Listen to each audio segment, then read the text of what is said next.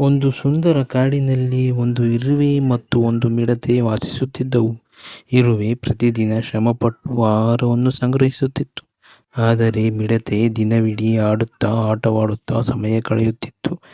ಇರುವೆ ಮುಂದೆ ಮಳೆಗಾಲ ಬರುತ್ತದೆ, ಈಗಲೇ ಆಹಾರವನ್ನು ಸಂಗ್ರಹಿಸು ಎಂದು ಮಿಡತೆಗೆ ಸಲಹೆ ನೀಡಿತು. ಆದರೆ ಮಿಡತೆ ಅದನ್ನು ಕೇಳದೆ ನಗುತ್ತಾ ತನ್ನ ಆಟವನ್ನು ಮುಂದುವರಿಸಿತು.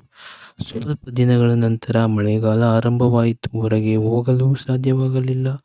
ಮಿಡತೆಗೆ ತಿನ್ನಲು ಆಹಾರವೂ ಇರಲಿಲ್ಲ. ಅದು ಹಸುವಿನಿಂದ ತುಂಬ ಕಷ್ಟ ಅನುಭವಿಸಿತು. ಇರುವೆಯ ಮನೆಗೆ ಹೋಗಿ ಮಿಡತೆ ತನ್ನ ತಪ್ಪನ್ನು ಒಪ್ಪಿಕೊಂಡು ಸಹಾಯ ಕೇಳಿತು. ಇರುವೆ ದಯೆಯಿಂದ ಸ್ವಲ್ಪ ಆಹಾರ ನೀಡಿ ಮುಂದೆ ಯಾವಾಗಲೂ ಸಮಯವನ್ನು ಸದುಪಯೋಗಪಡಿಸಿಕೊಳ್ಳು ಎಂದು ಹೇಳಿತು. ಮಿಡತೆಗೆ ತನ್ನ ತಪ್ಪಿನ ಅರಿವಾಯಿತು. ಆ ದಿನದಿಂದ ಅದು ಕೂಡ ಶ್ರಮಪಟ್ಟು ಕೆಲಸ ಮಾಡುವುದನ್ನು ಕಲಿತು ಸಂತೋಷದಿಂದ ಆಡಿದವು.